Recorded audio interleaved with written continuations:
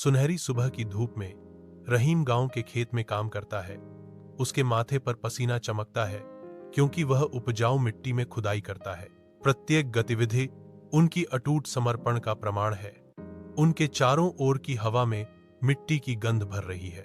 दूरी पर उसकी विनम्र झोपड़ी गर्मी और प्यार की किरण के रूप में खड़ी है, जहां आयशा उनका सुबह का भोजन तैयार करती है।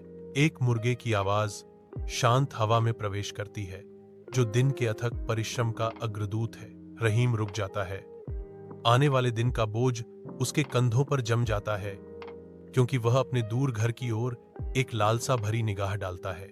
रहीम की झोपड़ी की धुंधली रोशनी में साधारण मिट्टी का चूल्हा लंबी छाया डालता है। रहीम और आयशा को फ्रेम करता है, क्योंकि वे अपनी मामूली शाम का भोजन साझा करते हैं। गरीबी उनके चेहरों पर लकीरें खींचती है, जो उनकी दैनिक संघर्षों का एक स्पष्ट प्रमाण है। फिर भी उनकी आंखों में उम्मीद चमकती है। विनम्र परिवेश उन महान सपनों के विपरीत है जो वे संजोते हैं, जो अनकहे हैं लेकिन शांत हवा में महसूस होते हैं। झिंगुरों की चहचहाहट शून्यता को भर देती है। एक गंभीर कोरस जो रात की गहरी शांति को रेखांकित करता है। आयशा कहती है, उनकी आवाज नरम लेकिन दृढ़ है। अल्लाह उन लोगों को इनाम देता है जो धैर्य रखते हैं। उनकी सुनसान परिवेश में विश्वास की किरण चमकदार धूप के नीचे एक ग्रामीण गांव फावड़ों की लयबद्ध झंकार के साथ जागता है, क्योंकि समुदाय सूखी धरती से एक तालाब बनाने के लिए एकजुट होता है। रहीम नेतृत्व करते हैं।